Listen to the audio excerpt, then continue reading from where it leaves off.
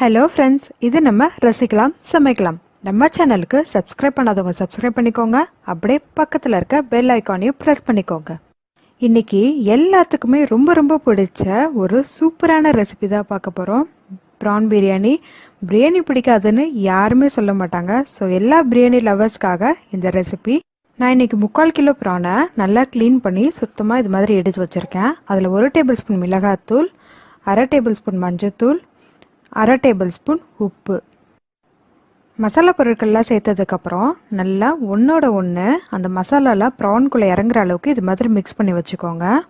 இது ஒரு 10 நிமிஷம் ஊறட்டும். நான் இப்போது பிரியாணிக்கான ரேஷியோலாம் சொல்லிடுறேன். நீங்கள் 1 கிலோ பிரியாணி செய்ய போடுறீங்கன்னா 1 கிலோ பாஸ்மதி ரைஸ், அதுக்கு ஈக்குவல் அமௌண்ட் ஆஃப் நான்வெஜ் எடுத்துக்கோங்க. சிக்கன், மட்டன், ப்ரான் எதுனாலும் ஓகே, அது 1 கிலோ எடுத்துக்கோங்க. 1/2 கிலோ பெரிய வெங்காயம், 1/2 கிலோ தக்காளி, 50 கிராம் இஞ்சி, 50 கிராம் பூண்டு. நான் இன்னைக்கு 3/4 கிலோ பிரியாணி செய்ய போகிறேன். அதனால 3/4 கிலோ பாஸ்மதி ரைஸ், 400 கிராம் பெரிய வெங்காயம், 400 கிராம் தக்காளி, 50 கிராமுக்கு கொஞ்சம் கம்மியாக இஞ்சி பூண்டு எடுத்து வச்சுருக்கேன். வெங்காயம் நல்லா ஃபைனாக சாப் பண்ணிக்கோங்க. தக்காளி பொடியை கட் பண்ணிக்கோங்க. இஞ்சி பூண்டு பேஸ்ட் ரெடி பண்ணிக்கோங்க. இங்கே நம்மளுக்கு ப்ரான் நல்ல மசாலாவில் ஊறிடுச்சு. இன்றைக்கி நான் 2 சின்ன சைஸ் லெமன் வச்சுருக்கேன். சீ ஃபுட்னால பிரியாணியில் நான் தயிர் சேர்க்க மாட்டேன். தயிர் சேர்த்தோம் அப்படின்னா நம்மளுக்கு ஸ்கின் ரேஷஸ்லாம் வரும். அது ஹெல்த்துக்கும் நல்லதில்லை. ஸோ அதனால் 2 லெமன் எடுத்து வச்சுருக்கேன். பாதி கட்டு கொத்தமல்லி, பாதி கட்டு புதினா. அடுத்து கரம் மசாலாலாம் தாளிக்கிறதுக்கு பட்டை, கிராம்பு, ஏலக்காய், பிரியாணி இலை. அடுத்தது நம்ம மசாலா பொருட்கள்லாம் பார்த்துடலாம். மிளகாத்தூள், மஞ்சத்தூள், உப்பு. அவ்வளோதான் பிரியாணிக்கு தேவையான பொருட்கள். இப்போது எப்படி செய்கிறதுன்றதை பார்க்கலாம். இன்றைக்கி நான் எடுத்து வச்சுருந்த பாஸ்மதி ரைஸில் கொஞ்சம் தண்ணி ஊற்றி 2 தடவை அலசி அதை ஊற வச்சுக்கோங்க. நான் இன்றைக்கி 3/4 கிலோ அரிசி வேகிற அளவுக்கு தண்ணி எடுத்து வச்சுருக்கேன். என்னோடய பிரியாணி டப் வந்து கொஞ்சம் பெருசு, 2 கிலோ வேகிற அளவுக்கு இருக்கும். அதனால் உங்களுக்கு கம்மியாக தெரியுது. ஸோ இப்போ நம்மளுக்கு இந்த தண்ணி நல்லா கொதிக்கணும். அதனால் ஒரு மூடி போட்டு மூடி வச்சிடலாம். இப்போது ஒரு பேனில் நம்ம 200 கிராம் அளவுக்கு எண்ணெய் சேர்த்துக்கலாம். எண்ணெய் நல்லா சூடானதும் நம்ம எடுத்து வச்சுருந்த கரம் மசாலா பொருட்கள்லாம் போடலாம். பட்டை, கிராம்பு, ஏலக்காய், பிரியாணி இலை எல்லாத்தையும் ஒன்று ஒன்றா போட்டு நல்லா பொரிய விடலாம். இப்போது மசாலா நல்லா பொரிஞ்சதும் நம்ம எடுத்து வச்சுருந்த வெங்காயத்தை இது மாதிரி மெல்லிசாக கட் பண்ணி இதில் சேர்த்துக்கலாம். வெங்காயம் நல்லா பிங்கிஷ் ஆகிற அளவுக்கு சிம்லேயே வச்சு வதக்கிக்கோங்க. ஸோ பச்சை மிளகாய் நீங்கள் சேர்த்துக்குவீங்கன்னா இந்த ஸ்டேஜில் ஒரு 3 பச்சை மிளகாய் சேர்த்துக்கோங்க. நான் இன்றைக்கி பச்சை மிளகாய் சேர்க்க போகிறதில்ல. ஸோ இந்த வெங்காயம் வதங்குறதுல தான் இந்த பிரியாணியோட டேஸ்ட்டே இருக்குது. இது மாதிரி பிங்கிஷாக சிம்லேயே வச்சு வதக்கிக்கோங்க. வெங்காயம் நல்லா வதங்கினதும் நம்ம எடுத்து வச்சுருந்த இஞ்சி பூண்டு பேஸ்ட்டு சேர்த்துக்கலாம். அது கூடவே ஒரு 1/2 டேபிள் ஸ்பூன் மஞ்சத்தூள் சேர்த்து நல்லா பச்சை வாசனை போகிற அளவுக்கு வதக்கிக்கோங்க. இப்போ நம்ம போட்ட இஞ்சி பூண்டோட பச்சை வாசனையெல்லாம் நல்லா போயிடுச்சு. இந்த ஸ்டேஜில் நம்ம மசாலாலாம் மிக்ஸ் பண்ணி வச்சுருக்க ப்ரானை கொஞ்சமாக எடுத்து இந்த மசாலாவில் சேர்த்துக்கலாம். ஸோ மீதி இருக்க ப்ரானெல்லாம் நம்ம தோசை தவாவில் போட்டு ஃப்ரை பண்ணி எடுக்க போகிறோம். இப்போது இந்த ப்ரான்லாம் ஒரு 2 மினிட்ஸ் நல்லா வதங்கட்டும். ஸோ இப்போ ப்ரானெல்லாம் நல்லா வதங்கிருச்சு.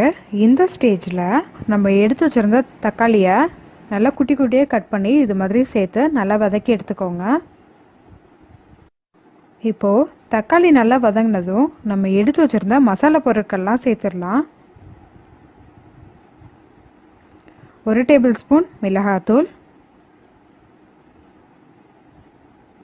தேவையான அளவு உப்பு, நம்ம எடுத்து வச்சுருந்த புதினா கொத்தமல்லியை பொடியாக கட் பண்ணி இதில் சேர்த்துக்கோங்க. நம்ம போட்ட புதினா கொத்தமல்லியெல்லாம் நல்லா வதங்கணும். நம்ம போட்ட மசாலா வடையெல்லாம் போய் எண்ணெயெல்லாம் பிரிஞ்சு நல்ல ஒரு கிரேவி கன்சிஸ்டன்சி வரணும். அது வரைக்கும் சிம்மில் வச்சு நல்லா வதக்கிக்கோங்க. இப்போது நம்மளோட தண்ணி நல்லா கொதிச்சிருச்சு. நம்ம ஊற வச்சுருந்த அரிசியும் ஒரு 20 நிமிஷம் நல்லா ஊறிடுச்சு. இப்போ இதை சேர்த்து மூடி போட்டு ஒரு 70 to 80% அளவுக்கு குக் பண்ணிக்கலாம். இப்போ அரிசி சேர்த்ததும் லைட்டாக கிளறி விடுங்க. ரொம்ப கிளறினீங்கன்னா அது உடஞ்சிரும். இப்போ அரிசிக்கு தேவையான அளவுக்கு நம்ம உப்பு சேர்த்துக்கலாம். இந்த உப்பு லைட்டாக தான் நம்ம அரிசியில் வந்து பிடிக்கும். அது நம்ம கஞ்சி வேறு வடிக்கிறதுனால அதுலேயே கொஞ்சம் உப்பு போயிடும். ஸோ கிரேவியில் கரெக்டாக பார்த்து சேர்த்துக்கோங்க. ஸோ இப்போ அதை மூடி போட்டு ஒரு 15 மினிட்ஸ் வேக வச்சிடலாம். இப்போ ஒரு 1/4 மணி நேரம் ஆச்சு. நான் எந்த அளவுக்கு சாதம் வெந்திருக்குன்றதை காமிக்கிறேன். பார்த்தீங்களா, நீட்டமாக இருக்குது. ஒரு 70% குக் ஆயிடுச்சு. இப்போது மீதி இருக்க தண்ணியை வடித்து இது மாதிரி எடுத்து வச்சுக்கோங்க.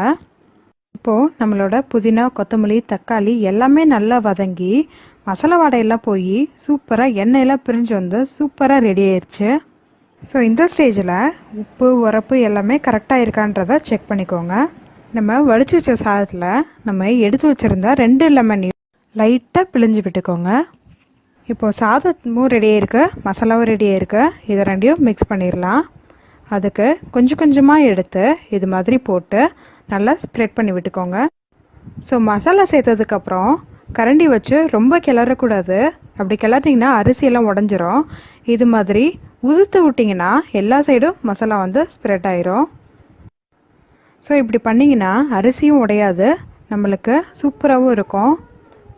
நம்ம எடுத்து வச்சுருந்த எல்லா மசாலாவையும் சேர்த்து இது மாதிரி ஈவனாக ஸ்ப்ரெட் பண்ணிக்கோங்க. இப்போ நம்ம தம் போட ஸ்டார்ட் பண்ணிடலாம். உங்கள்கிட்ட பழைய தோசைக்கல் இருந்துச்சுன்னா அதை ஹீட் பண்ணி அது மேலே ஒரு 15 மினிட்ஸ் தம் போட்டுக்கோங்க. அப்படி இல்லைன்னா அடுப்பை சிம்மில் வச்சுட்டு நம்ம வடித்து வச்ச கஞ்சி வந்து நல்லா சூடாக இருக்கும், அதையும் மேலே வச்சுட்டு இது மாதிரி ஒரு துணி வச்சு ஆவி போகாத அளவுக்கு தம் போட்டுக்கோங்க. ஒரு 15 மினிட்ஸ் சிம்லேயே இருக்கட்டும். இப்போ நம்ம மீதி இருக்க ப்ரான்லாம் ஃப்ரை பண்ணிடலாம். ஒரு தோசை தவாவில் கொஞ்சம் தேவையான அளவு எண்ணெய் ஊற்றி அதில் நம்ம பிரட்டி வச்சுருந்த ப்ரான் எல்லாம் போட்டு சிம்லேயே வச்சு ஃப்ரை பண்ணி எடுத்துக்கோங்க. இது மாதிரி கோல்டன் ப்ரௌன் ஆகிற வரைக்கும் ஃப்ரை பண்ணிடணும். இப்போ பிரியாணியோட சேர்ந்து இந்த ப்ரானை சாப்பிடும்போது ரொம்பவே டேஸ்டியாக இருக்கும். இப்போ இதை ஒரு பிளேட்டுக்கு நம்ம ட்ரான்ஸ்ஃபர் பண்ணிடலாம். இப்போ நம்மளோட தம்மும் ரெடி ஆயிடுச்சு. நம்ம அரிசி வடிச்ச தண்ணியை இறக்கி வச்சுட்டு அந்த சைட்லலாம் புகை வந்துச்சுன்னா தம் ரெடி ஆயிடுச்சுன்னு அர்த்தம். ஸோ இப்போ நம்ம பிரியாணி பார்க்கலாம். பார்த்தீங்களா, சூப்பராக நம்ம தம் பிரியாணி ரெடி ஆயிடுச்சு. உங்களுக்கு இன்னும் கொஞ்சம் வேகணும்னு நினச்சிங்கன்னா இன்னும் கொஞ்சம் நேரம் தம் போட்டுக்கோங்க. எனக்கு இது கரெக்டாக இருக்குது. ஸோ இப்போ நம்ம ஃப்ரை பண்ணி வச்சுருக்க அந்த ப்ரான் எல்லாம் இது மாதிரி ஸ்ப்ரெட் பண்ணி விட்டுக்கோங்க.